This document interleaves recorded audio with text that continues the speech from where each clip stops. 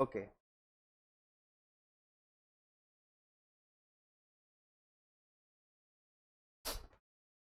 Okay, so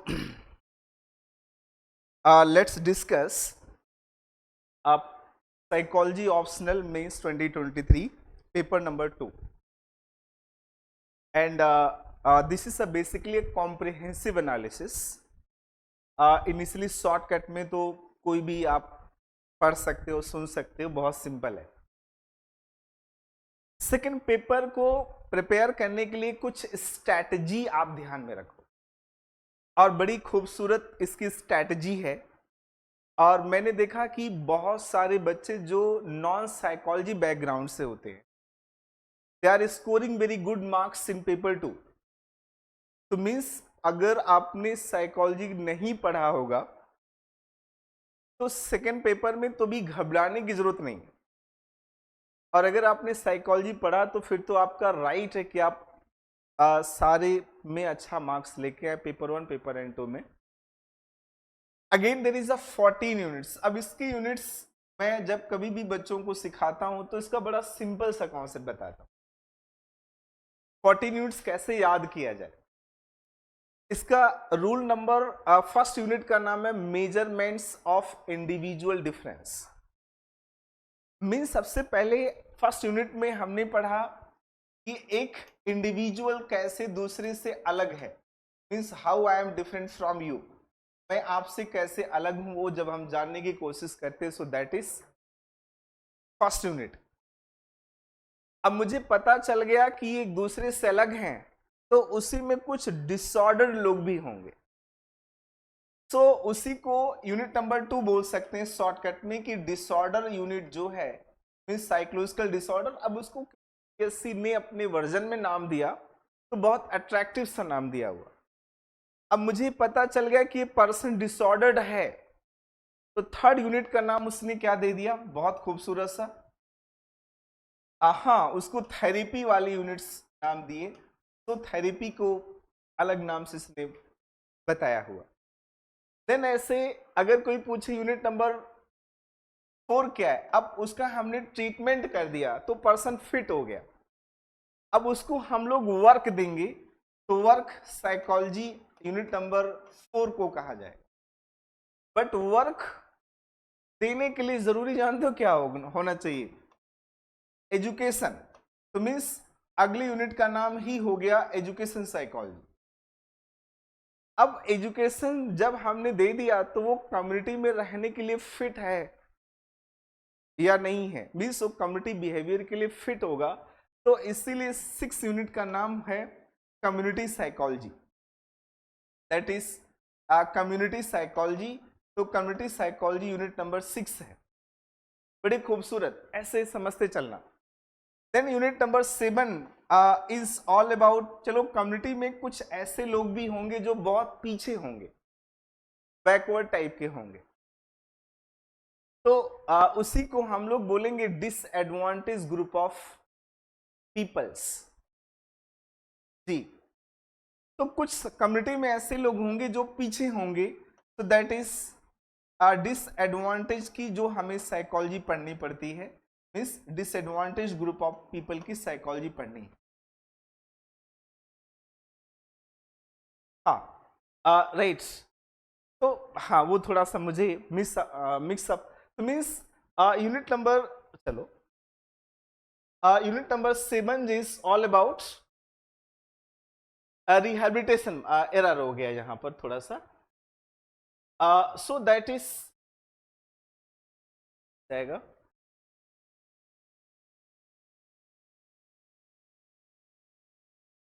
right, error हो गया बेटे, दैट इज, हाँ,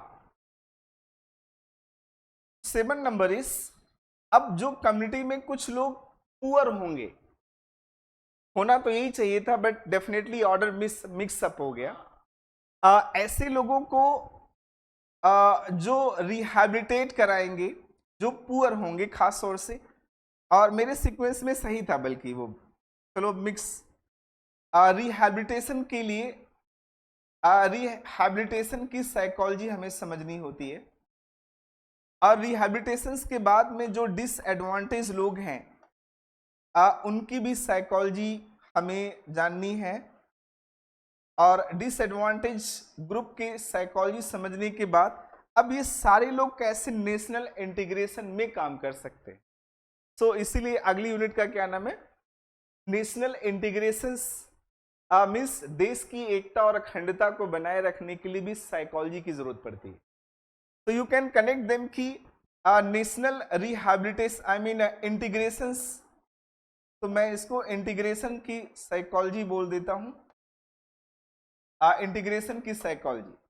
देन अब इन सबको हमने इंटीग्रेट कर दिया, तो व्हाट दे विल डू, अगला क्या होना चाहिए इसके बाद, यस मीन्स अब नेशनल इंटीग्रेशन के लिए हमें इंफॉर्मेशन टेक्नोलॉजी, और मैंने अक्सर क्लास में बोला होगा IT is a third biggest changes on this earth, तीसरा सबसे बड़ा चेंजेस है। तो मीन्स यानी पर एक कह सकते हैं कि मास मीडिया, यानी मास मीडिया की एक साइकोलॉजी है और जो आज हमारे जीवन पर असर डालती है उसको समझते हैं। देन अब इसी से हमारी इकोनॉमी का भी रिलेशंस होता है, getting. So next is economical psychology, means unit number 12 is all about the economical psychology. तो इकोनॉमिकल साइकोलॉजी यूनिट को भी हम लोग समझना शुरू करें, मीन्स एक पर्सन जो इकोनॉमिकल एक्टिविटी करता है, जैसे बिजनेस एंटरप्रेन्योर्स, एक कंट्री की ग्रोथ एंड डेवलपमेंट्स, इसमें किस तरह के psychological process, mental process develop होते हैं और कैसे इनको फ्लरिश किया जा सकता है, ये सारी चीजें हम लोग इकोनॉमिकल साइकोलॉजी में डिस्कस करते हैं। देन 12 नंबर्स, अब इकोनॉमिकल एक्टिविटी जब करोगे तो एनवायरनमेंट को पोल्यूट कर दोगे, इतना तो कंफर्म है। तो द 12 यूनिट क्या है, दैट इज एनवायरमेंटल साइकोलॉजी पर बेस्ड है। ये गीस टाइप का मैं बोल रहा हूं क्योंकि डिटेल तो पढ़े होते हैं हम लोग। देन ऐसे 30 नंबर में अगर आप देखोगे तो ठीक है, आपने इकोनॉमिकल एक्टिविटीज कर ली, एनवायरमेंट्स कर लिया, अब निश्चित तौर से अब आप दूसरी तरफ आपको जरूरत है सिक्योरिटी की जरूरत है, सिक्योरिटी स्पेस। तो मीन्स इसमें आपको मिलिट्री साइकोलॉजी पढ़नी पड़ती है, मिलिट्री साइकोलॉजी के बाद आपको स्पोर्ट्स साइकोलॉजी भी पढ़नी पड़ेगी, स्पोर्ट्स साइकोलॉजी में टेररिस्ट की साइकोलॉजी भी पढ़नी पड़ेगी, जहां मिलिट्री होगी टेररिस्ट जरूर होगी, तो टेररिस्ट की भी साइकोलॉजी आपको डिस्कस करनी है। देन 40 नंबर्स में हमारी सोसाइटी का एक बहुत इंपॉर्टेंट सेक्शन है, that is a women. So women, और तो वुमेन की साइकोलॉजी खैर भगवान को भी नहीं पता तो हमें कैसे पता खैर आप बड़ी मजाक कर लिया मैंने। तो वुमेन की साइकोलॉजी भी हमें समझना है। तो इनिशियली ये 14 जो यूनिट्स मैंने बताए, इन 14 यूनिट्स को ही आपको करना होता है पेपर 2 में, और इसको कनेक्ट करने का बड़ा खूबसूरत लॉजिक, क्या लॉजिक है वंशिका, पहले हम मेजर करें कौन सा पर्सन फिट है कौन सा अनफिट है। तो इसी के लिए इंडिविजुअल डिफरेंस में साइकोलॉजिकल टेस्टिंग एंड मेजरमेंट पढ़ाया जाता है। मीन्स हम बहुत सारे साइकोलॉजी के टेस्ट बनाते हैं और उन टेस्ट बना करके लोगों का ट्रीटमेंट करते हैं। हमने जब टेस्ट कर लिया, फिर उसके बाद देखा कि उसमें डिसऑर्डर कौन सा है, डिसऑर्डर्स पहचानने के बाद उसकी थेरेपी दी, थेरेपी करके फिट हुआ तो उसको वर्क पर भेजा, वर्क से एजुकेशन। तो इस तरह से पूरा यूनिट कभी भी याद करना चाहो तो आप याद कर सकते हो। अब नेक्स्ट पार्ट इसकी, इस यूनिट को हमें कैसे प्रिपेयर करना चाहिए। सो देखो, अब यहां पर 2-3 चीजें रिक्वायर्ड है, राइट। फर्स्ट इज जो साइकोलॉजी के बेसिक प्रिंसिपल्स आपको जरूर मालूम होना चाहिए अगर इसके पेपर आपको सॉल्व करना है। तो दैट इज साइकोलॉजी प्रिंसिपल्स, जो प्रिंसिपल्स हमने लर्निंग में पढ़े। तो मीन्स आप जानते हो जैसे कोई भी पर्सन को वर्क देना है तो वर्क के लिए उसको लर्निंग करना पड़ेगा। तो मीन्स उसको लर्निंग के प्रिंसिपल बहुत अच्छे से आने चाहिए, मोटिवेशन के प्रिंसिपल उसको मालूम हो, साथ में उसको इंटेलिजेंस के कॉन्सेप्ट्स मालूम होने चाहिए, और उस कम्युनिटी के परसेप्शन क्या है वो भी मालूम होना चाहिए। तो मीन्स कुछ ऐसे साइकोलॉजी के core means core principles you must know. Without understanding of core principles, if you are going to deal with the paper 2, it means you will always feel very poor experience in this one. Getting? अब core psychology में से आपने social psychology में कुछ जैसे attitude पढ़ा होगा, stereotype, prejudice, discrimination, all these things you must understand before this.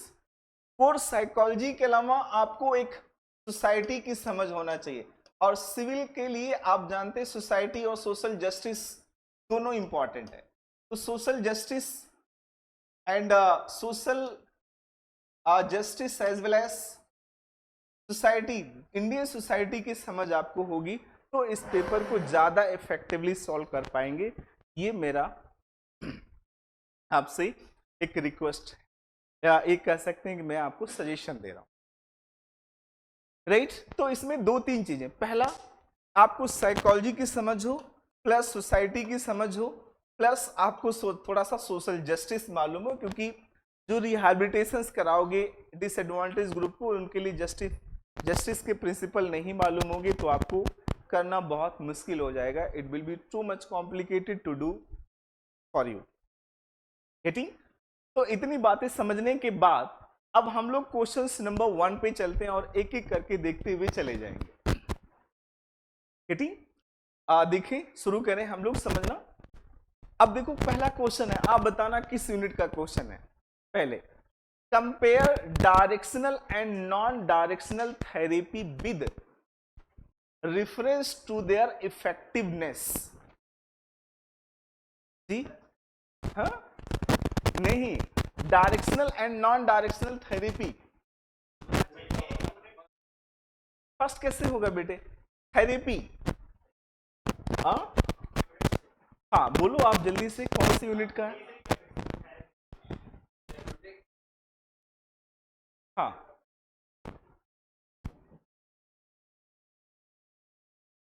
Of कर दो क्या?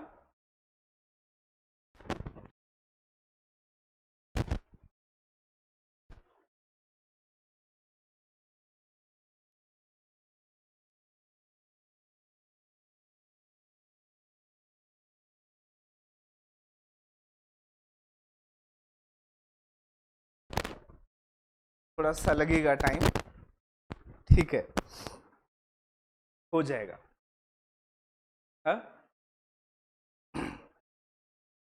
हाँ, अब बताओ कौन सी यूनिट का क्वेश्चन था? पहला क्वेश्चन, नाम साफ सा बोला ना, थेरेपी. तो यूपीएससी ने डायरेक्ट पूछ रखा है.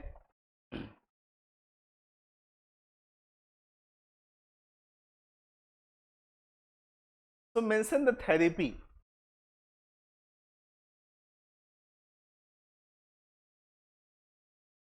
डायरेक्शनल थेरेपी और नॉन डायरेक्शनल थेरेपी सुने कभी आपने?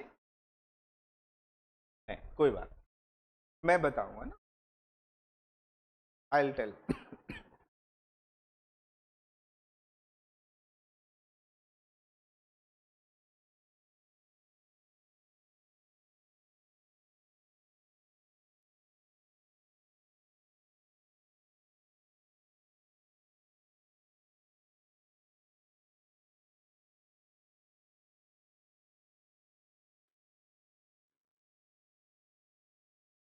इससे बोलना हैंग नहीं, हैंग ओवर नहीं हो. हाँ बेटे.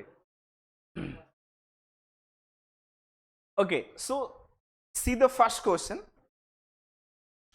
सी फर्स्ट क्वेश्चन, पहला क्वेश्चन है, compare directional and non directional therapy with the reference to their effectiveness. तो मीन्स थेरेपी दो टाइप की होती है, शायद पता होगा. राइट? एक थेरेपी डायरेक्शनल होती है और दूसरी नॉन डायरेक्शनल. मतलब बहुत सिंपल क्वेश्चन पूछ लिया इसने. नॉर्मली थेरेपी में सीबीटी एंड एक्सेट्रा एक्सेट्रा पूछने की जगह पे उसने डायरेक्ट पूछ लिया, that is the directional theory and non directional theory में क्या है. देखो, ट्रीटमेंट साइकोलॉजी में दो टाइप के. पहला ट्रीटमेंट वो जिसमें आपको थेरेपिस्ट बताएगा कि आप ये करो, फिर इसके बाद ये करना, फिर इसके बाद ये करना है. तो मीन्स आपको क्या मिल रहा है वहां पर, डायरेक्शंस। तो मीन्स जब भी इस क्वेश्चंस का आंसर लिखोगे तो सबसे पहले आप लिखोगे मीनिंग ऑफ थेरेपी। गेटिंग? तो आप एक छोटी सी यहां पर डेफिनेशन मेंशन कर दो, that is the meaning of therapy. Means आप सपोज जैसे आपकी आंसर सीट है, तो आंसर सीट कंसीडर करो, ये 2 सीट मैंने बना दी और दोनों सीट इस तरह से लाइन में बने होंगे। रीजन भी क्योंकि सिविल का एग्जाम है, सिविल के एग्जाम में एक डिसिप्लिन बहुत इंपॉर्टेंट होता है और इसीलिए इसकी कॉपीज में बाउंड्री और क्वेश्चन पेपर प्रिंट आउट करके आते हैं। इससे आपका एक लिमिट सेट कर देता है कि आप उस लिमिट में क्या अपनी बातें कहना जानते या नहीं जानते। तो इसीलिए मैंने 2 सीट बना दिया।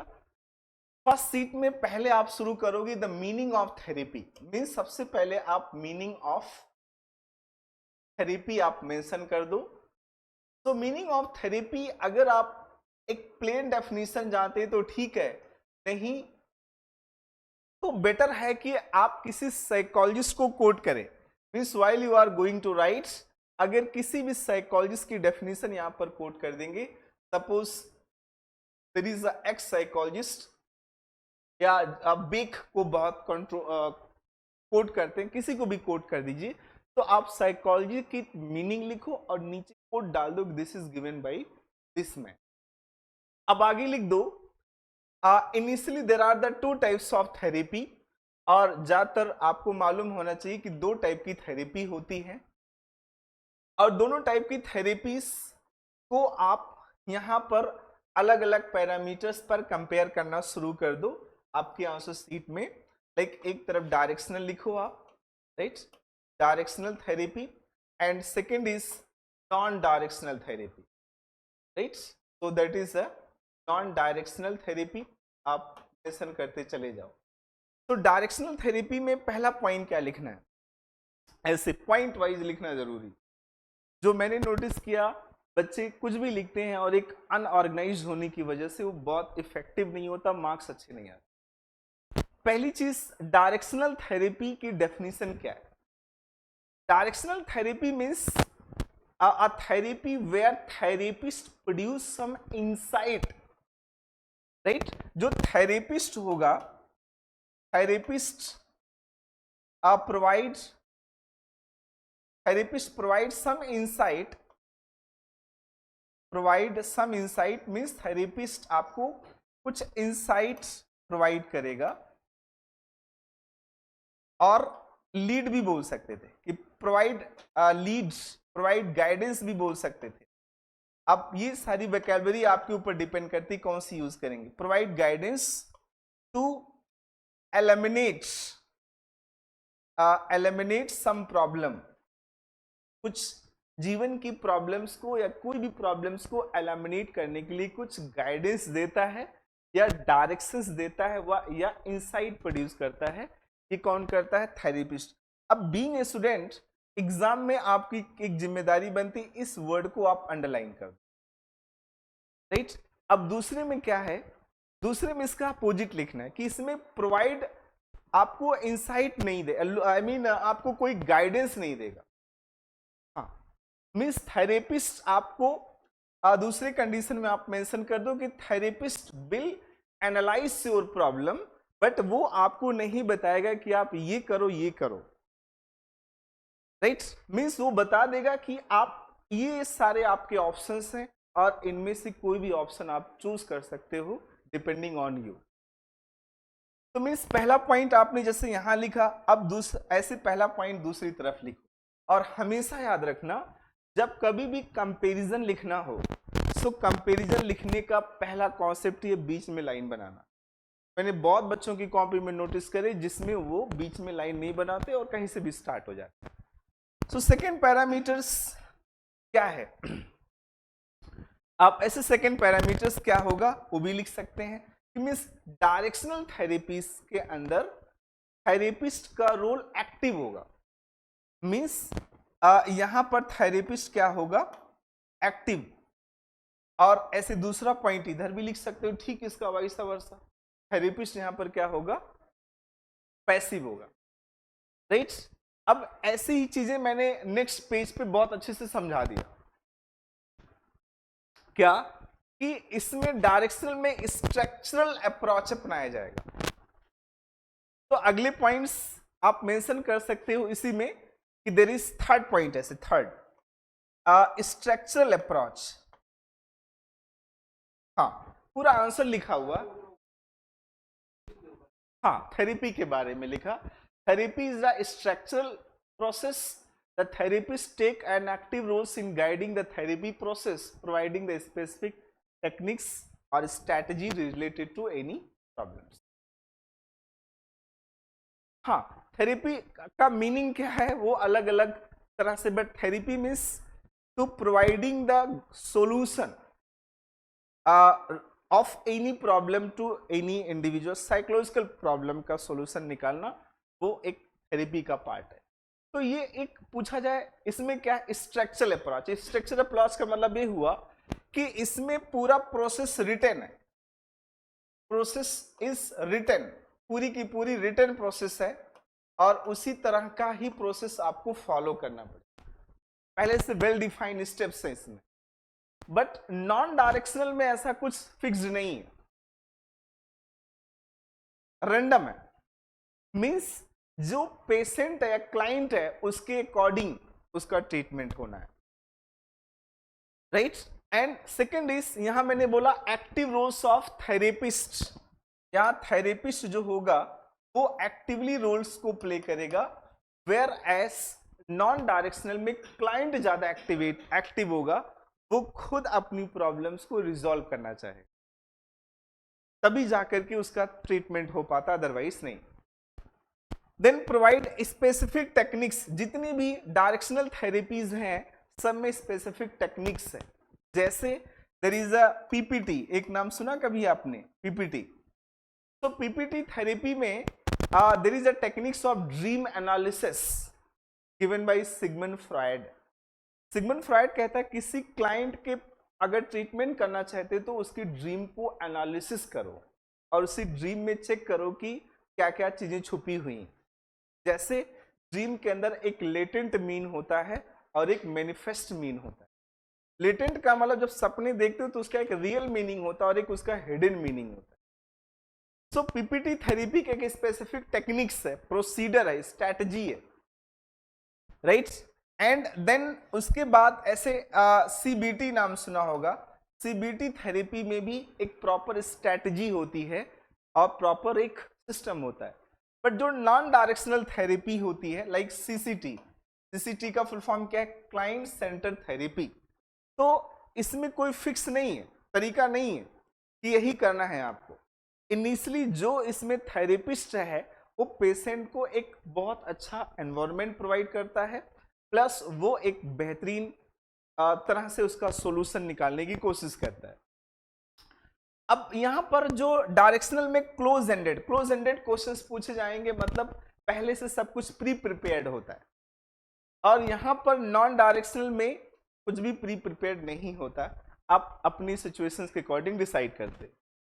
और जैसे इसमें मैंने नाम बताया CCT, CBT such as CCT, तो आप एटलीस्ट अगर देखें तो ऐसे करके आप जैसे 3 पैरामीटर्स यहाँ, 4th यहाँ, ऐसे इधर भी लिखना, इधर भी लिखना, इधर भी लिखो, और फिर इधर ऐसे एटलीस्ट 5 पैरामीटर्स, 6 पैरामीटर्स एंड 7 लिख दिया, सफिशियंट। और लास्ट में आप एक चीज आप जरूर डाल दीजिएगा जो कि यूपीएससी का फेवरेट है, दैट इज कंक्लूजन। और कंक्लूजन में आप एटलीस्ट ज्यादा नहीं 2 से 3 लाइनें आप डाल दीजिए कि therapy is one of the effective treatments to the any psychopathological disorders which is broadly classified into 2, directional and non-directional. Both are suitably used by the psychologist to treat the patient. ठीक, तो इस तरह मतलब मैं आपको एक कौन सा फॉर्मेट बता दिया, लिखना क्या है। अब इसमें कई बच्चे जो गलतियां करते हैं वो ये गलती करते हैं कि मीनिंग नहीं लिखते हैं, और दूसरी गलती मैंने जो नोटिस करी कि जब वो डिफरेंशिएट लिख रहे होते हैं या कंपैरिजन लिख रहे होते हैं तो कहीं से कहीं का भी शुरू कर लेते हैं, नहीं करना। ये प्रॉपर आंसर का फॉर्मेट होना चाहिए मेरे अकॉर्डिंग, राइट। और एग्जाम्पल जरूर डालना, जैसे लास्ट में मैंने भी एग्जाम्पल यूज किया, सीबीटी, पीपीटी एंड ऐसे इसमें सीसीटी एक्सेट्रा। ठीक, इसमें फैमिली थेरेपी होती है, जैसे one of the family therapy, musical therapy, play therapy, बहुत सारी और भी टेक्निक्स होती है। इसमें ऐसे REBT नाम सुना होगा आपने, rational emotion behavioural therapy, REBT करके है, and CDT cognitive drill therapy, हमारे कॉग्निशंस को ड्रिल करने का भी एक प्रॉपर टेक्निक्स है और उससे हम दूर कर सकते हैं किसी की प्रॉब्लम, राइट। तो इसको इतना एटलीस्ट आपके आंसर्स में जरूर देखना चाहिए। फर्स्ट आंसर में आप लिख रहे हैं तो एग्जामिनर खुश होगा और बोलेगा आई एम हैप्पी। हाँ हाँ, सारी नहीं, 5-7, 5-7 थेरेपी मालूम है, sufficient. Cognitive therapy, PPT therapy, CBT therapy and BT therapy, logo therapy, at least family therapy and then आपको कुछ थोड़ी बहुत म्यूजिकल थेरेपी भी पता हो, ज़्यादा अच्छा। आजकल बहुत सारे पेशेंट। और क्वेश्चन नंबर 2, अगर आपने एनसीईआरटी क्लास 12 पढ़ा हो, नहीं पढ़ा हो तो जरूर पढ़ लेना, अच्छी टीचर से पढ़ लेना, राइट। तो इसमें आप comparison between the positive and negative symptoms of the schizophrenia, eating. तो स्किज़ोफ्रेनिया एक ऐसा डिसऑर्डर है जिसको हिंदुस्तान में सरल भाषा में बोला जाता है पागल, इटिंग। अब स्किज़ोफ्रेनिया के बारे में सबसे पहले फिर से वही आपकी आंसर कॉपी मान के चलो, आपकी आंसर कॉपी में 2 पेजेस हैं एंड अगेन 2 पेजेस ड्रॉ कर लो अपनी कॉपी में, ये मान के चलो। खैर अगर यहाँ के स्टूडेंट होंगे तो निश्चित तौर से आपके पास ये वाली आंसर शीट भी होती है कि हर दिन क्लास में लिखने के लिए जब मिलता है, कभी कभी नहीं भी मिलता, बट आपके पास वो आंसर शीट जरूर होती है, राइट, होता है ना। चले प्रोसीड कर लेते। तो इसमें आप फर्स्ट चीजों को देखो ध्यान से अंकित। जैसे इसमें अच्छा बताओ पहले क्या लिखना चाहिए, सबसे पहले आंसर्स के बेस पे जी, सबसे पहले आप बताओ व्हाट इज स्किज़ोफ्रेनिया। स्किज़ोफ्रेनिया क्या है, लिख सकते हो आप कि नहीं? जी, ये तो सबको पता है। स्किज़ोफ्रेनिया क्या है? स्किज़ोफ्रेनिया को सरल भाषा में पागल कहते हैं, कोई जरूरत नहीं, नो नीड ऑफ दैट। वो एक एकेडमिक्स वर्जन में आप लिखना, एकेडमिक्स वर्जन में MA BA के लिए आंसर नहीं लिख रहे हो, तो आप सीधा सीधा 2 चीजों से शुरू कर सकते हो। आप देखो यहां पर पहले आप चाहें तो मीनिंग भी लिख सकते हैं, या आप कोई डेटा स्किज़ोफ्रेनिया का अवेलेबल हो तो वो आप यूज कर सकते। नहीं, डेटा उससे नहीं मतलब बेटे, डेटा मीन्स ऐसे बोल सकते हो कि as per the senses of, as per the research of. अच्छा कहां से आया ये कहना चाह रहे थे, ठीक है, तो फिर मुझसे समझने में गलती हुई। तो व्हाट इज, जैसे मैंने डेटा बोला कि मैंने बोला कि एस अकॉर्डिंग टू WHO, जैसे मैंने WHO का डेटा ले लिया, अगर आपको वो एग्जैक्ट पता तभी लिखना, नहीं तो नहीं लिखना, मैं डायमेंशन सिर्फ बता रहा हूं बस अब। जी हाँ, according to WHO like 13 million people are suffering from the schizophrenia, ठीक। तो अब ऐसे अगर आपने बोल दिया WHO के अकॉर्डिंग इतने पीपल स्किज़ोफ्रेनिया की पेशेंट हैं जो कि सफर कर रहे हैं, एंड स्किज़ोफ्रेनिया मींस, अब उसके नीचे चाहे तो आप मीनिंग लिख दो क्या है, initially should write the meanings later, but हाँ दोनों चीजें, और अगर चाहे मीनिंग ना लिखे तो भी कोई बात नहीं, हाँ फिर डेटा दे देंगे, ज्यादातर बच्चे यही करेंगे। बट यूपीएससी में क्योंकि क्रिएटिविटी भी जरूरत पड़ती है और ज्यादा इफेक्टिवनेस कैसे हो सकता, जैसे मैं बोलूं कि right according to WHO 13 million peoples are suffering from the schizophrenia. Exact data मैं नहीं बता रहा हूं क्योंकि एग्जैक्ट डेटा आपका काम है, So 13 million people are suffering from schizophrenia, which means a person who is suffering from the some disorders, combinations of the disorders like, हाँ इसमें बहुत सारे disorders को combinations से बनता है, combinations of disorder like delusion, hallucinations and etc. G, commonly seen, commonly called it पागलपन, इसको बोलते हैं मैडनेस, सरल भाषा में मैडनेस कहा जाता है। तो जब आपने इतनी बातें लिख दी कि अब इसी के मीनिंग को एलाबरेट कर दिया, देखो ये इफेक्टिव आंसर लिखने के लिए जरूरी है। अब there are the several symptoms of schizophrenia. अब स्किज़ोफ्रेनिया के सिम्टम्स और इसका आंसर लिखने के लिए सिर्फ एनसीईआरटी आपको sufficient, because in NCERT there is given some symptoms. तो जो इसके सिम्टम्स हैं, राइट, तो जो सिम्टम्स एनसीईआरटी में मेंशन है, first symptom is positive symptoms. Positive symptom का मतलब जानते हैं क्या चीज होता है? पॉजिटिव सिम्टम का मतलब जो चीजें इंक्रीज हो रही हैं, मींस ऐसे लिखेंगे, positive symptoms are those symptoms which are increasing into the patient, जो पेशेंट के अंदर बढ़ जाती है। तो पॉजिटिव सिम्टम्स में क्या क्या चीजें बढ़ जाती हैं? अब इसके नीचे 1 लिख दो। First, that is a delusions, that is delusions persons के अंदर बहुत ज्यादा बढ़ जाता है। डिल्यूजन्स मतलब होता false belief, right, what will increase at there, false belief will increase in this one. अब डिल्यूजन्स इंक्रीज कर जाता है, मीन्स वो बहुत ज्यादा चीजों में बिलीव करने लगता है, बहुत नॉनसेंसिस चीजों में, जैसे उसको लगता है कि उसके खिलाफ कोई बहुत बड़ी कंस्पिरेसी क्रिएट करने वाला है, या उसके खाने में कोई पॉइजन मिला दिया हो, या उसका रिलेशन बहुत बड़े बड़े महान महान लोगों के साथ में, दैट इज कॉल्ड ग्रैंडियोज। ये चीजें बढ़ जाती है। नहीं, ऐसा नहीं, ऐसे बात करेगा ना, बोलेगा पता मेरा से बातचीत है। बच्चों में क्यों? बच्चों में ऐसे हर बच्चे थोड़ी ना करते हैं। हाँ, इमेच्योर बिहेवियर हो, हाँ बिल्कुल कह सकते हो। जैसे फॉल्स बिलीफ का मतलब, जैसे अंकित ने मुझे एक चाय पिला दिया, तो मैंने कहा अरे इसका मतलब कुछ गड़बड़ तो नहीं, कुछ तो है, चाय क्यों पिलाया, पानी क्यों नहीं पिलाया, हाँ कुछ तो गड़बड़ है, कुछ तो गड़बड़ है। तो दैट इज डिल्यूजन्स। तो मीन्स डिल्यूजन्स में ऐसी चीजें बढ़ जाती है। डिल्यूजन्स का मतलब क्या होता है बेटे? यहाँ एक आपके आंसर में जरूर चीजें नजर आनी चाहिए, फॉल्स बिलीफ। जब इंसान के जीवन में फॉल्स बिलीफ पैदा हो जाएगा, सो दैट इज डिल्यूजन्स, उसके अंदर डिल्यूजन्स आ।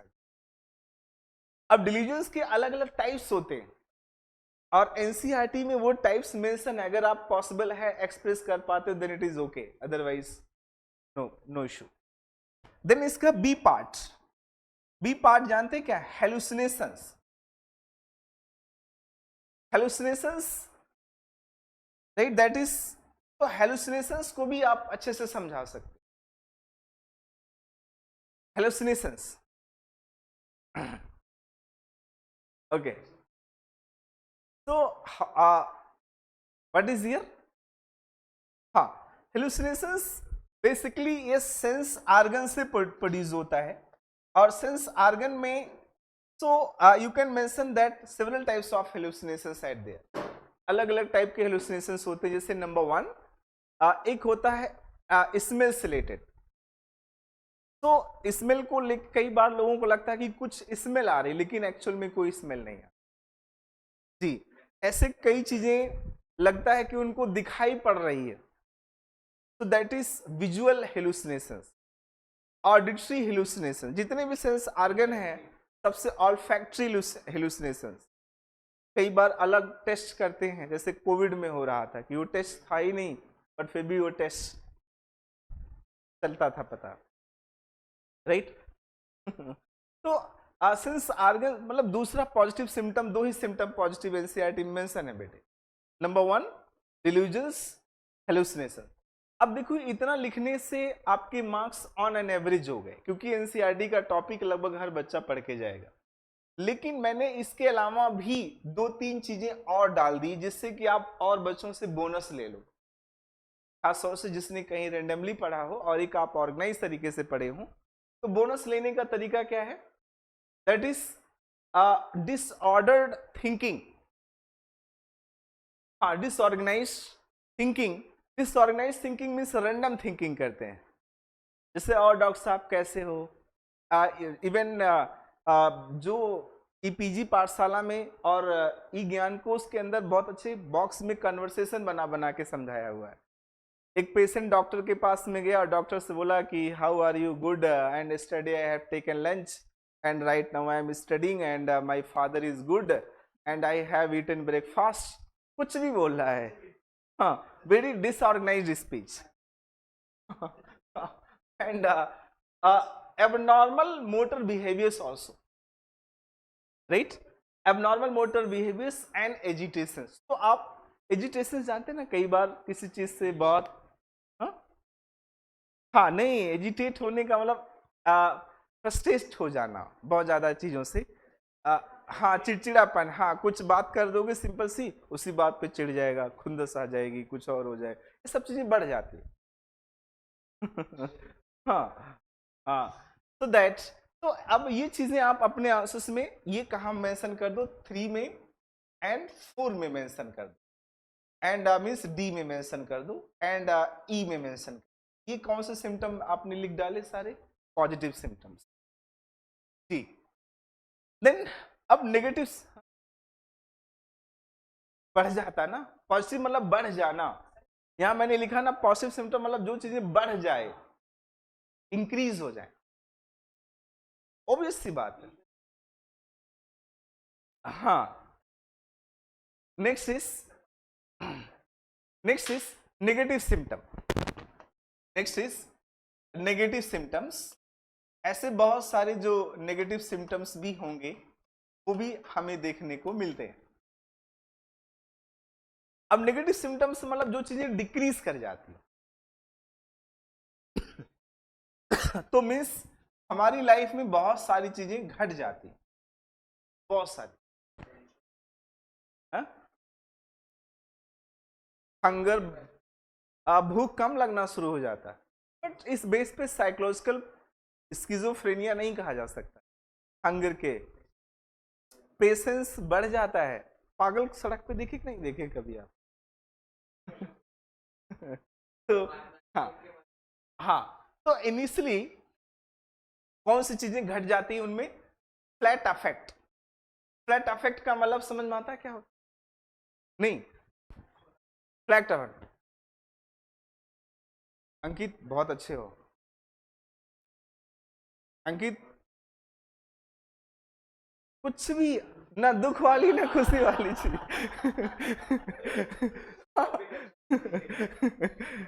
जब डिटेल पढ़ते बड़ा मजा आता है इसको फ्लैट अफेक्ट का मतलब कुछ भी है।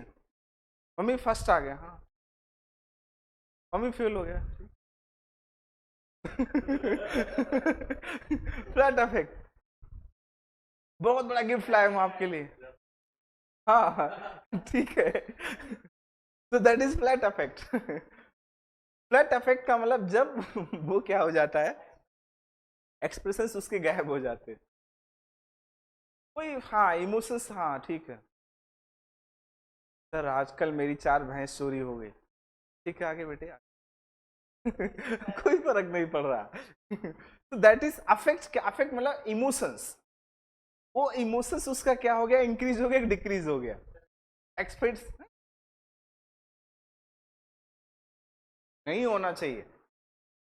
आप ग्रेट, अरे स्किज़ोफ्रेनिया के पेशेंट को लेकर के अखबारों में बहुत सारा आता है, न्यूज़पेपर्स में अक्सर साइकोलॉजिक जिस डिसऑर्डर का जिक्र होता है वो दैट इज स्किज़ोफ्रेनिया।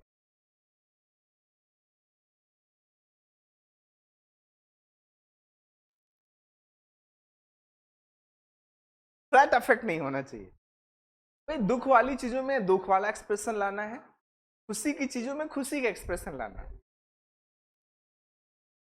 हाँ, अच्छी बात है, बहुत, अरे वाह मजा आ गया। हाँ ठीक है, फ्लैट अफेक्ट। हाँ नेक्स्ट, हाँ जी। इसके तो पेशेंट, यही तो स्किज़ोफ्रेनिया इसलिए स्टडी वाला टॉपिक है ना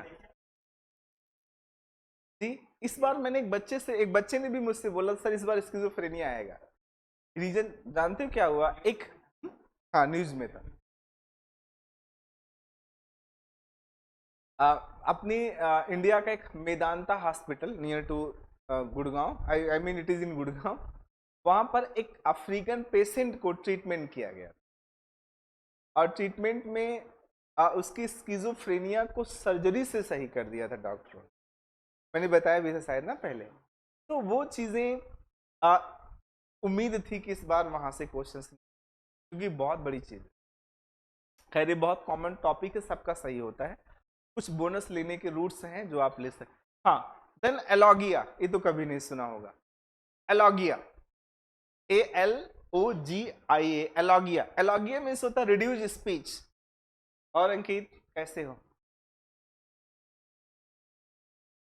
हाँ। Have you seen such peoples? Alogia. Then that is not disorders, बोलते नहीं ज्यादातर, 100 बात की एक बात। तो that is problem of alogia. हाँ alogia, that is a problem of alogia, मतलब होता है रिड्यूस स्पीच। ये चीजें मतलब स्पीच ठीक होनी चाहिए थी लेकिन क्या हो गई, घट गई। देन हाँ जी, नेक्स्ट इज एहेडेनिया। एहेडेनिया वाले जब पॉइंट लिखे, इनएबिलिटी टू गेट प्लेजर, उसको खुशी ना मिले कोई चीज में, प्लेजर। हाँ वो हर चीज हाँ, मतलब कोई अच्छा सा स्वीट खाया, कोई फर्क नहीं पड़ा, अरे यार मजा नहीं है जी। ऑलमोस्ट स्किज़ोफ्रेनिया के बड़े सारे सिम्टम्स सुन।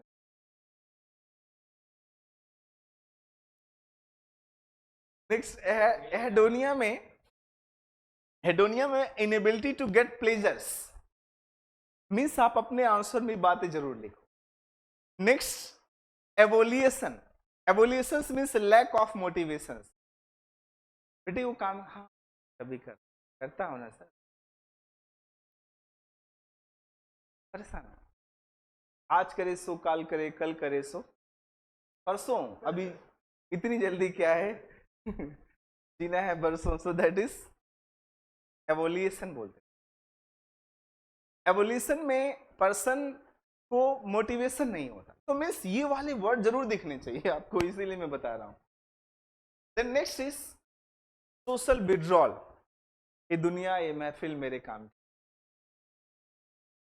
तो मीन्स जब आप इसका आंसर लिखो, इतनी बातें आप आपके अपने आंसर्स में, तो नेगेटिव सिम्टम में A B C D and ऐसे आप मेंशन कर दो, एटलीस्ट 5 मेंशन सिम्टम अगर आप कर देंगे, देन आप लास्ट में फिर क्या लिखना है वंशिका?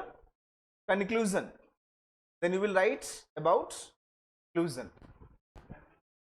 हाँ कंक्लूजन में लिखेंगे कि schizophrenia is one of the very common disease in psychology which have several positive and negative symptoms need to diagnose। और अच्छा लगेगा कि कुछ आप डायग्नोज सजेस्ट कर दो, like schizophrenia treated by the psychologist as well as psychiatrist. कोई भी आंसर जो कि साइकोपैथोलॉजी का हो, अगर पॉजिटिविटी के साथ खत्म करते हो तो ज्यादा इफेक्टिव होगा, ज्यादा अच्छा आंसर मिलेगा। तो मिस यहाँ पर you can suggest some therapy, ये मेरा आपसे हम्बल रिक्वेस्ट रहेगा, suggest some therapy. Some therapy आप यहाँ पर कुछ ना कुछ थेरेपी को सजेस्ट कर दीजिए जिससे ज्यादा इफेक्टिव हो। कौन कौन सी थेरेपी? CBT, PPT, है ना जी, वो सारे। आगे क्वेश्चन नंबर 3 पे आ जाते हैं। अब देखो पहला क्वेश्चन कहां से आया, थेरेपी से। दूसरा क्वेश्चन कहां से आ रहा है, डिसऑर्डर से, यूनिट नंबर 2। एंड तीसरा क्वेश्चन कहां से आ रहा है, अगेन फिर से थेरेपी से आ रहा है, मीन्स यूनिट 3 से आ रहा है, फर्स्ट यूनिट नंबर 3 से आया। Then question number 3, explain the nature and significance of biofeedback therapy। ये बेहतरीन कॉन्सेप्ट, और biofeedback therapy is right now increasing and right now it is very very much effective and important. देखो नाम से पता चल गया। अब ऑब्वियस सी बात है, 2 पेज आपके पास फिर से हैं, पुराना वाला, क्योंकि 10 मार्क्स मतलब 2 पेजेस, 2 पेजेस। थोड़ा मेरा पेज खराब हो गया, आप अपना पेज सही रखना। सो इनिशियली अब इसमें कोई 2 रीजन नहीं है कि आपको मीनिंग ना लिखना पड़े। Like here you will initially define biofeedback therapy, define biofeedback. अब बायोफीडबैक मुझे लगता है कि बहुत बार एग्जाम में, इवन हमने अपने यहाँ टेस्ट सीरीज में भी इस क्वेश्चन को पूछा हुआ है। अब कभी कभी मौका मिलता है जब तारीफ कर लेते हैं अपने आप, कोई नहीं करता तो खुद ही कर लेते। खैर, बायोफीडबैक थेरेपी सिंपल भाषा में क्या है, आजकल हम लोग स्मार्ट वॉच लगाते हैं ना, उसमें हमारा पल्स रेट, इसमें हमारा हार्ट बीट, हमारी बहुत सारी चीज़ों का, हमारे ब्लड प्रेशर्स और तमाम ब्लड ऑक्सीजन लेवल, ये सब पता चल जाता है। इज इट ट्रू और false? So on the basis of that we can change our bodily systems. जैसे इमेजिन करो कि ब्लड शुगर ज़्यादा दिखा रहा है, तो उस केस में आपको क्या करना चाहिए, फूड को चेंज करो, वो चीज़ें कंज्यूम मत करो जिससे कि आपको हाई शुगर हो, हाई ब्लड शुगर नोटिस आए। जैसे आपका मान लो अब ब्लड सर्कुलेशन घट रहा, बढ़ रहा है, हाई हो रहा, लो हो रहा है, सो टेक। तो biofeedback therapy is basically a type of feedback provided by our biological process, and that is measured by some devices, and that measurements used to treat the patient, treatment करने के काम में। मैं फिर से बोल दूं, मीन्स बायोलॉजिकल प्रोसेस होंगी, और उस बायोलॉजिकल प्रोसेस के थ्रू कोई भी डिसऑर्डर्स या प्रॉब्लम्स को आइडेंटिफाई करेंगे, और फिर उससे हम उसको ट्रीटमेंट देंगे। ट्रीटमेंट देने के बाद फिर से उसको हम आइडेंटिफाई करेंगे कि हमारा ट्रीटमेंट इस पर कितना इफेक्टिव रहा, कितना। ठीक, जैसे इमेजिन करो कि मैंने उसका लेवल ऑफ मसल टेंशंस को आइडेंटिफाई किया। मसल टेंशंस अगर हमें उसका फीडबैक आ रहा है, और फीडबैक से हमें लग रहा है कि इसका मसल टेंशन इंक्रीज कर रहा है, तो हम उसकी थेरेपी ऐसी देंगे कि उसका मसल टेंशन डिक्रीज करे। और मैंने एक बड़ा सिंपल सा कॉन्सेप्ट बताया बायोफीडबैक का, स्मार्ट वॉच। और आज हमारे पास बहुत सारे डिवाइसेस आ गए जो स्टमक में लगा लेते हैं, हेड में लगा लेते हैं, हेडफोन्स वगैरह में भी तो आ गए हैं ना अब तो, ऐसे स्मार्ट वॉच में आ गए हैं। तो all these are the biofeedback principle. These are based on biofeedback principle. ठीक, तो मीन्स डिफाइन करो बायोफीडबैक क्या है, और बायोफीडबैक को आप प्रॉपरली लिखते चले जाओ, राइट। देन डिफाइन करने के बाद you must write examples. Examples लिखना जरूरी है।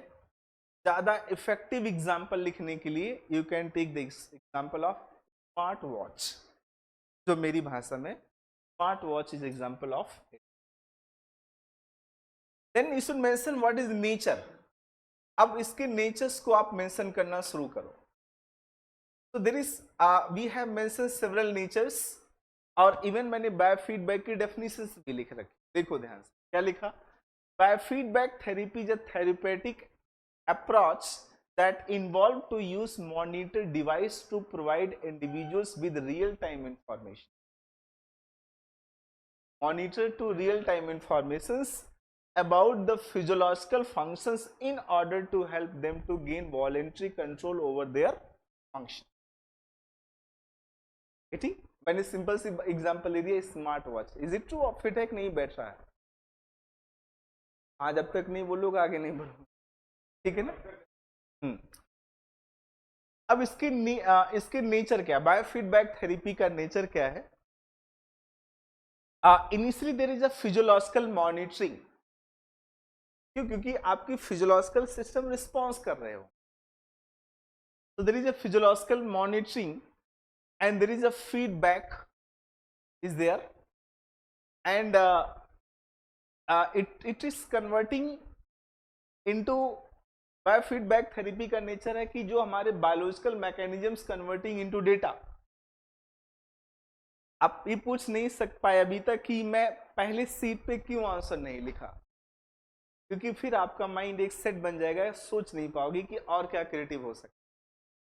इसलिए जो ओरिजिनल आंसर सीट है उसके लिए हमने कहा कि आप अपने मन सोचो, आपको लिखते समय किस किस की जरूरत पड़ेगी वो चीजें यहां से हेल्प ले सकते हो. एटलीस्ट आपके आंसर में ये जरूर होना. हाँ, यस, बिल्कुल. ये आप यही तो क्रिएटिविटी दिखाना कि आप इसको कितना, ये सारी चीजें आपको कैसे यूज कर सकते. If you are using better and effectively, then it is better for me and you also. Then here is, तो ऐसे और भी फीडबैक आप यहां पर लिख सकते हो, जैसे 1, मान लो 2, 3 एंड 4. आप ऐसे 1 by 1. 1-2 मैंने जानबूझ के छोड़ दिए क्योंकि आपके भी मन में कुछ ख्याल होंगे, आप में भी कुछ सोर्सेस से पढ़ रखा होगा, उसका यूज कर लो तो ज्यादा इफेक्टिव होगा. Then what is significance? Significance क्या है? Significance, what is significance of it? अब इसकी सिग्निफिकेंस भी हमने मेंशन कर दी. इससे हम अपना पेन मैनेजमेंट कर पाते. इज इट ट्रू और फॉल्स? मैंने कहा बॉडी में जैसे मसल्स टेंशन को मेजर कर लिया, बॉडी के क्रिम्सेस को कर सकते हैं. So we can use this to manage our pain. हमें बहुत टाइप के पेन होते हैं आजकल, स्पेशली स्पोर्ट्स एथलीट्स को जी. तो उसको बायोफीडबैक थेरेपी तो बहुत सख्त जरूरत होती है. इंडस्ट्रियल लेबर्स को बहुत देने की जरूरत है. हार्ड वर्क्स जो कर रहे हैं उनका पेन मैनेजमेंट बहुत मैटर है. बायोफीडबैक एक ऑर्डिनरी पीपल के पेन को भी मैनेज करने में हेल्प करता है. Then anxiety and mood disorders. Mood disorder and anxiety is very commonly in our society. That is again ऐसे डिवाइसेस हैं जिससे आपको फीडबैक मिल जाए. Then next is behavioral change.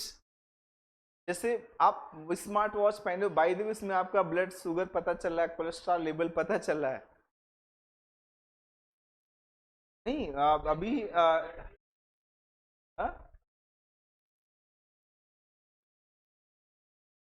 जो भी पता चल जाए. हाँ, मीन्स होना चाहिए. आप लोग बनाइएगा या लोग बनाए, रियल टाइम में इंफॉर्मेशन मिल जाए. हाँ,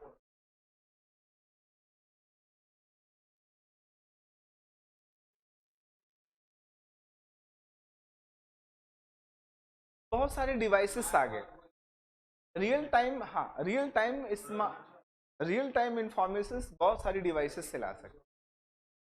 देन बिहेवियरल चेंज मीन्स जैसे किसी की मान लो ऑक्सीजन लेवल कम आ रहा है, तो निश्चित तौर से वो आप क्या कर सकते हैं उसके लिए, आप अपनी कुछ हैबिट में चेंज करो जिससे कि ऑक्सीजन लेवल बढ़े. हाँ, कैसे? हाँ,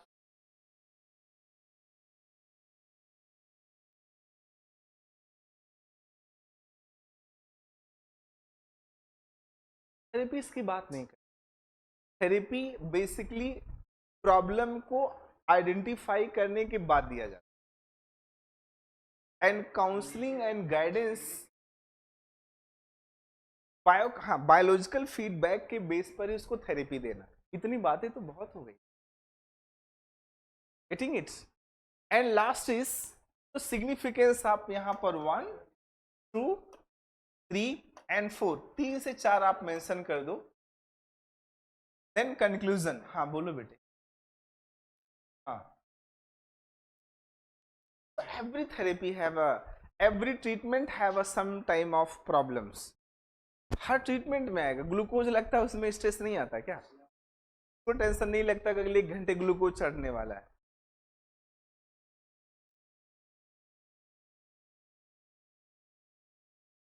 भाई ऑब्वियस सी बात है कि रियल टाइम इंफॉर्मेशन आपको अगर मिल जाएगी तो आप अपना ट्रीटमेंट कर लोगे,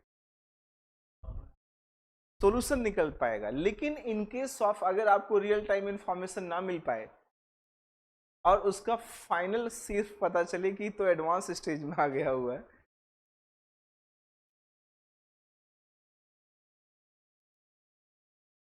बिल्कुल। तो you should write the conclusions, और कंक्लूजन्स में लिख देना कि there are the many therapies which have their own importance and validity. Similarly, biofeedback therapy is one of the popular and real-time based information providing therapy. So this is one of the very relevant and important therapy.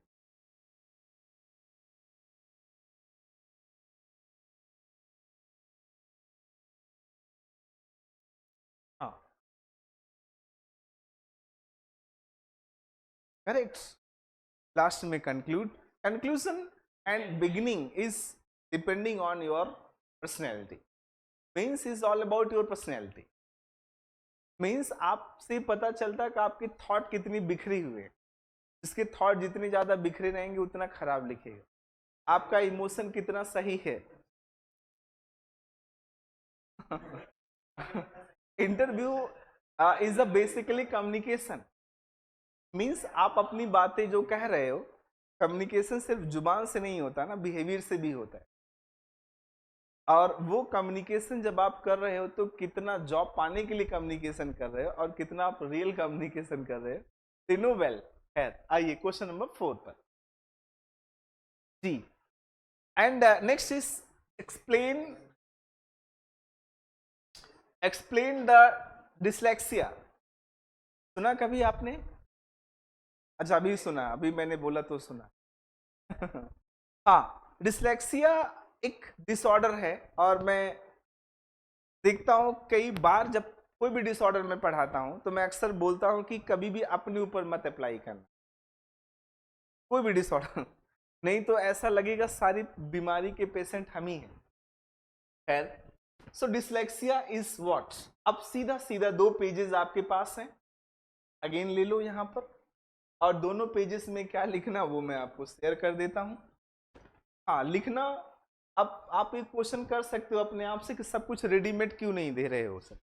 सब कुछ readymade इसलिए नहीं दे रहे हैं क्योंकि आप अपनी creativity खो दोगे, और इसलिए आपकी अपनी क्रिएटिविटी जरूर इसमें रिफ्लेक्ट करानी है। आप अगर क्रिएटिविटी नहीं रिफ्लेक्ट कराएंगे तो फिर बेकार है। फिर तो वही हुआ कि जो एक हुआ कोई कोचिंग का पैटर्न हुआ, वही कोचिंग आप चुपचाप कॉपी कर लो और उसे वो सही नहीं। हाँ, एक आइडियल फ्रेम क्या होना चाहिए? आइडियल फ्रेम में सब अपनी अंडरस्टैंडिंग और अपने कंटेंट फिलअप करो। खैर, सो डिसलेक्सिया क्या है? Dyslexia is a one of, हाँ तो लिखेंगे dyslexia is a reading disorder, right? तो मीन्स डिसलेक्सिया एक डिसऑर्डर है। हाँ, रीडिंग डिसऑर्डर मीन्स डिसऑर्डर, एक रीडिंग डिसऑर्डर्स होते हैं।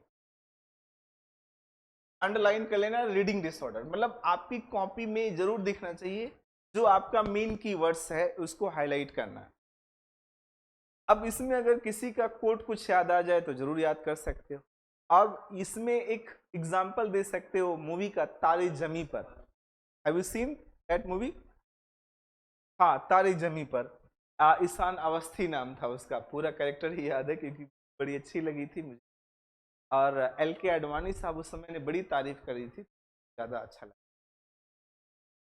तो रीडिंग डिसऑर्डर्स एक तरह का रीडिंग डिसऑर्डर्स है। और अब इसके अंदर ये भी लिख सकते हो कि नहीं, क्यों नहीं, रीडिंग डिसऑर्डर्स में आपने तारे जमी पर मूवी देखी कि नहीं देखी?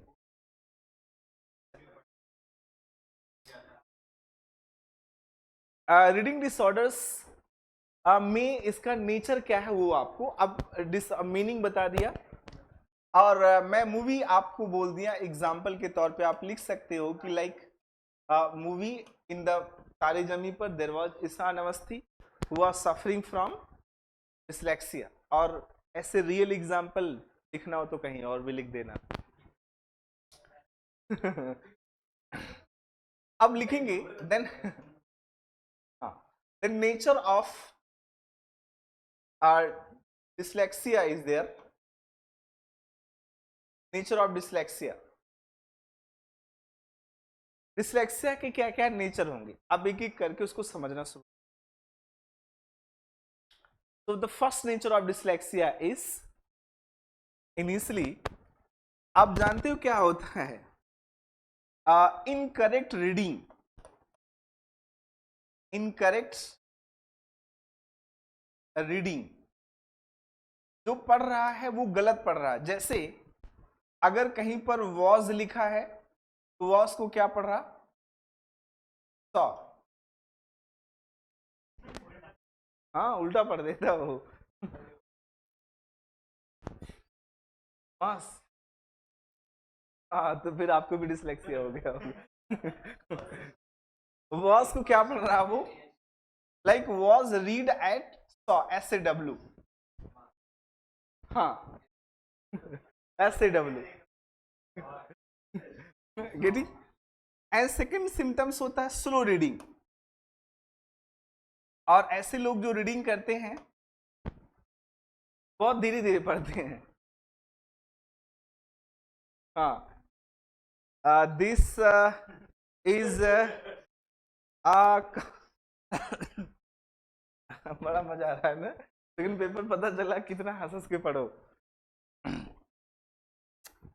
देन स्लो रीडिंग के बाद jumping of the reading, jumping in reading, मतलब जंपिंग। हाँ, हाँ, मुझे एक पेशेंट मिला दैट हिमांशु नाम बोल सकता हूँ वैसे, according to psycho clinical psychology के अकॉर्डिंग किसी की प्राइवेसी ओपन नहीं करनी है, बट एग्जाम्पल टीचिंग में तो कर सकते हैं। तो मैं उसके घर पे गया और बोली कि ठीक है सर, इसको देखो क्या प्रॉब्लम। इसकी टीचर तो बोल रही इसका सिम्टम आइडेंटिफाई, तो ऐसे इतना फास्ट पढ़ रहा था वो, मैंने कहा डिसलेक्सिया कैसे हो सकता है, लेकिन जो वर्ड उसको पढ़ना नहीं आया ना सीधा जंप मार जाता था, और जब तक आप पहचानो कि कौन सा जंप मार तब तक अगला पढ़ चुका होता था। हाँ, तो जंपिंग करते हैं, पैराग्राफ ही उड़ा देंगे, लाइन ही उड़ा देंगे। In my class also there was a boy. So next is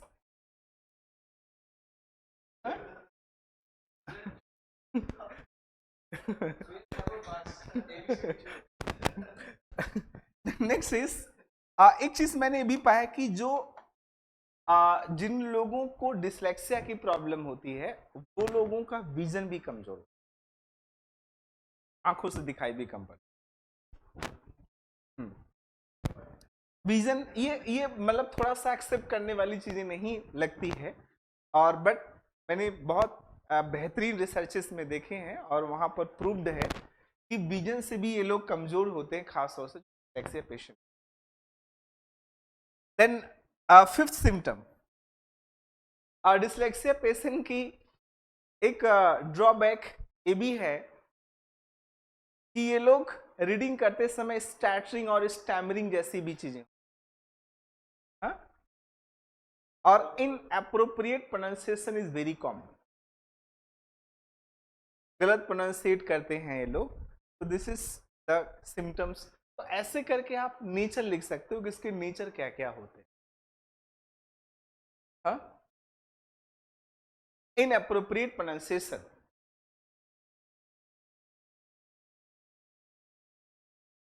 कुछ और भी लिख लो।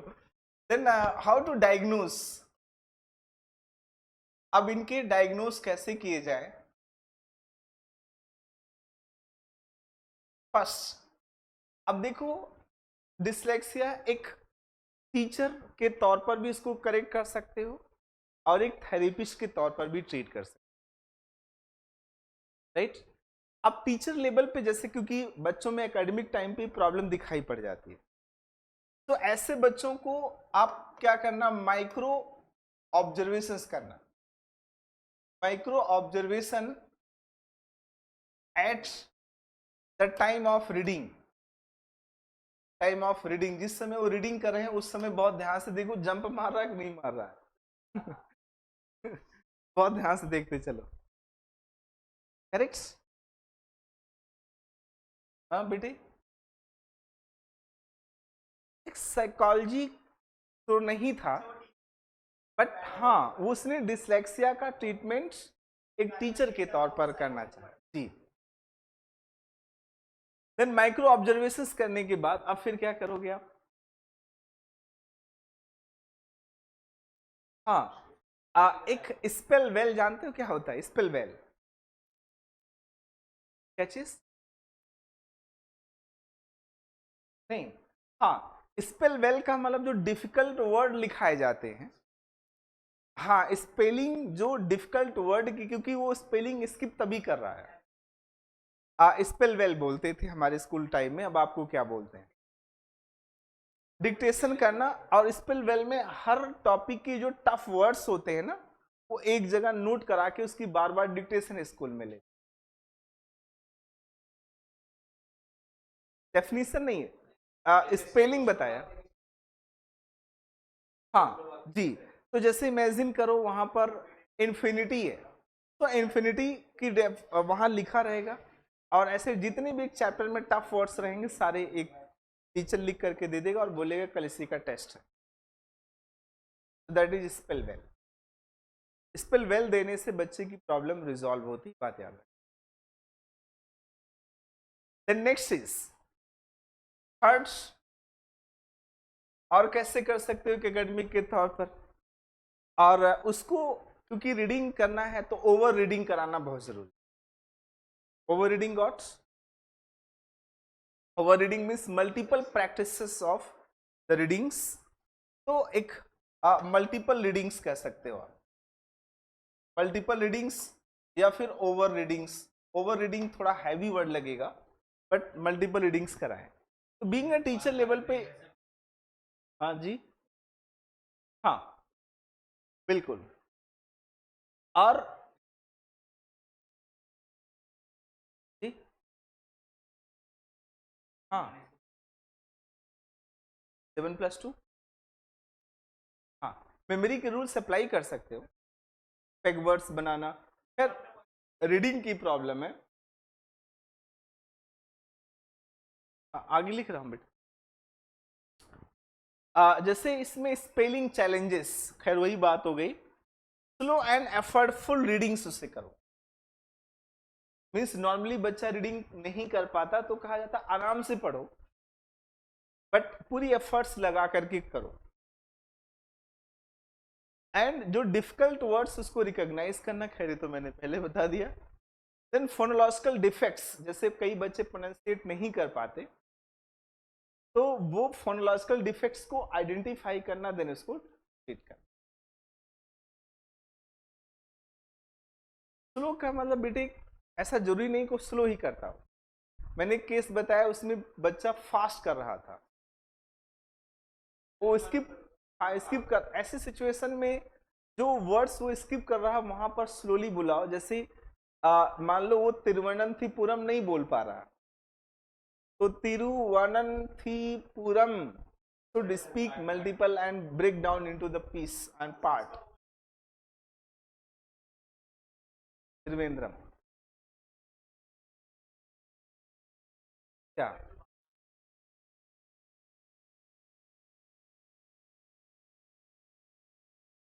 तो गेटिंग माई पॉइंट्स। अब और कैसे ट्रीटमेंट कर सकते हैं इसका? इसका डिसलेक्सिया का ट्रीटमेंट, हाँ, तो एटलीस्ट 3 से 4 पॉइंट, 5 पॉइंट आप डाल दो, 5 पॉइंट एटलीस्ट। देन लास्ट में आप क्या लिखो? कंक्लूजन। हाँ, कंक्लूजन में बताना कि थोड़ा एजुकेशन सिस्टम पे आप बोल सकते हो कि in Indian education system,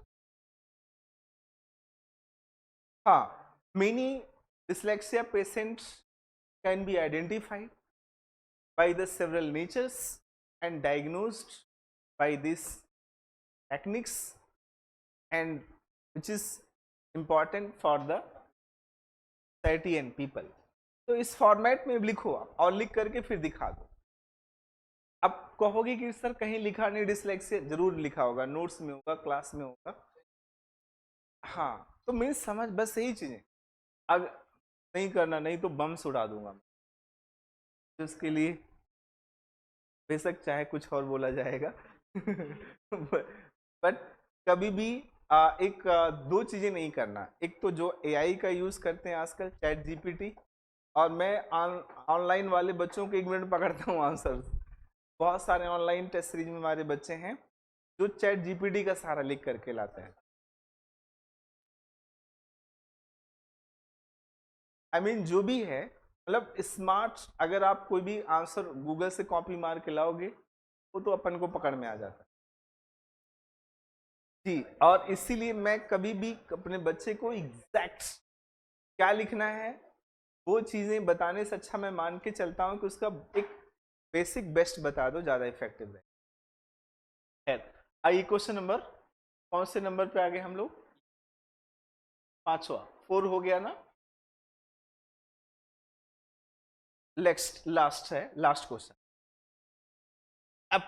Appreciating the diversity is considered as core value of the community psychologist in India. Very interesting, very interesting. और ये मेरी क्लास का बच्चा नहीं लिख पाए तो फिर तो हाथ में थोड़ा सा पानी लो।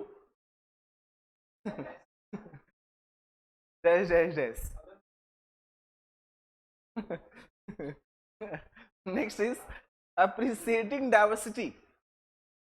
आज की क्लास में जिसने बाय द वे मॉर्निंग में पढ़ा होगा मल्टीकल्चरिज्म, तो मैंने वहां बताया भारत में डाइवर्सिटी क्यों अप्रिसिएट करना चाहिए।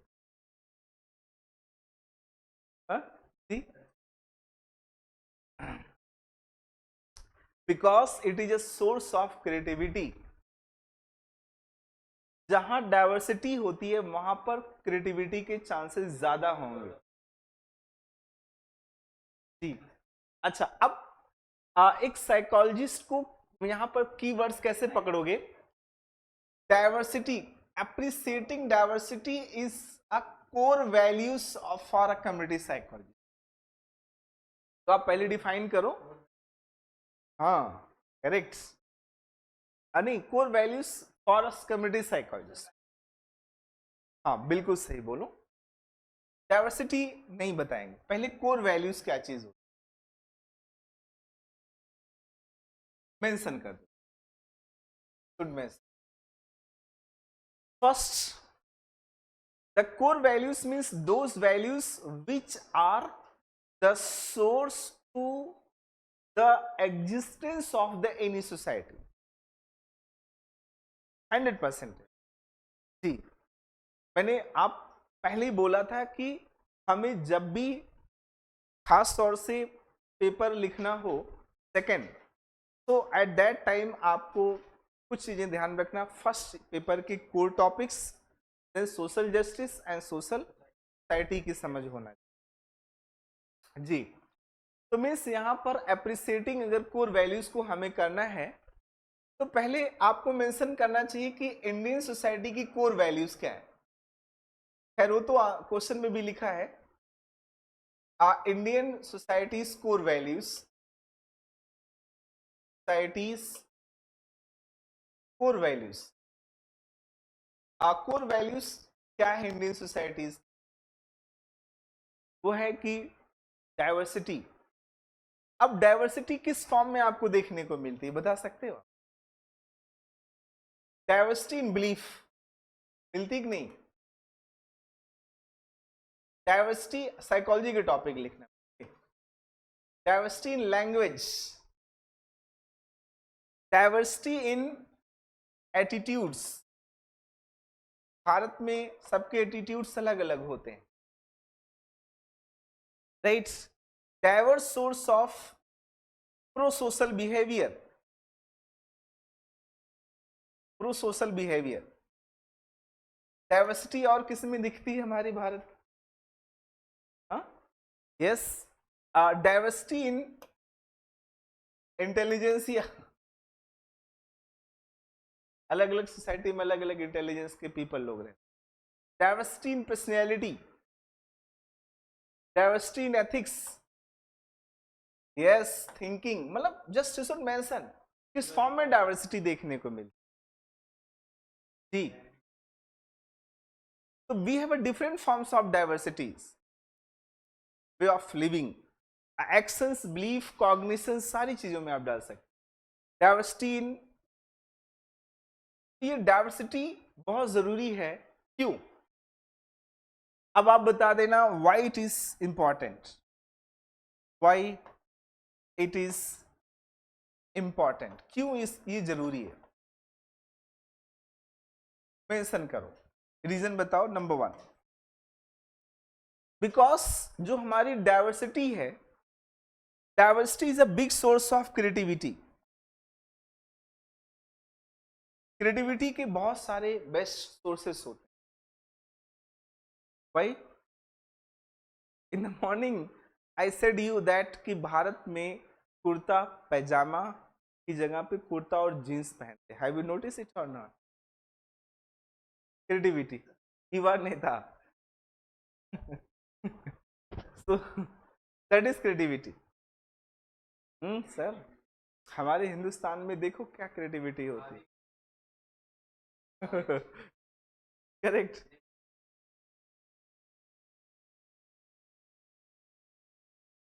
सबकी। तो creativity in the form of food, creativity in the form of dressing sense, in the form of fashion, हाँ, in the form of language दिखाई पड़ती कि नहीं? राइट। हाँ, प्रणाम सर, प्रणाम हिंदी और सर इंग्लिश। प्रणाम सर। नेक्स्ट, सेकंड क्रिएटिविटी कहां दिखाई पड़ती? आई मीन सेकंड, क्यों डाइवर्सिटी मेंटेन करना जरूरी बेटे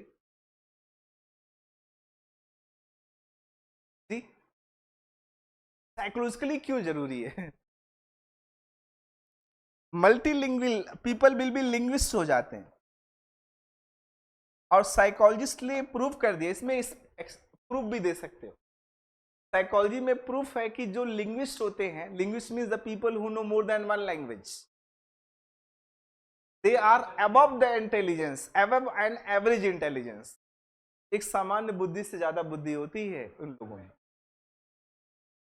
करेक्ट। हाँ, तो ये लोग लिंग्विस्ट हो जाते हैं, इसलिए हमें जरूरत है। Getting it? And more tolerance and wisdom. Is it true और फॉल्स? पीपल में ज्यादा विजडम डेवलप हो जाता है। विजडम तो होता है ना, विजडम, तो बहुत सारा इसमें विजडम हो जाता है। Wisdom in the form of intelligentsia. Bharat के लोगों को देखो, पीपल्स की फूड के पैटर्न्स, बहुत सारे विजडम्स देखने को मिलता है। And third, more adaptability and adjustment. तो adaptability is high in this case, इसमें एडेप्टेबिलिटी ज्यादा हो जाती है। Getting it or not? ज्यादा लोग एडेप्टिव और ज्यादा समझदार। देन नेक्स्ट इज, अब ऐसे फोर्थ फिफ्थ आप लिखते जाओ, एटलीस्ट 5-6 पॉइंट लिख दो। क्यों जरूरी है? मैंने बताया कि कोर वैल्यूज क्यों जरूरी है, बट साइकोलॉजिकल पॉइंट बताना, क्योंकि ये जीएस में भी आ सकता है। एसोसिएट सोसाइटी में एक टॉपिक होगा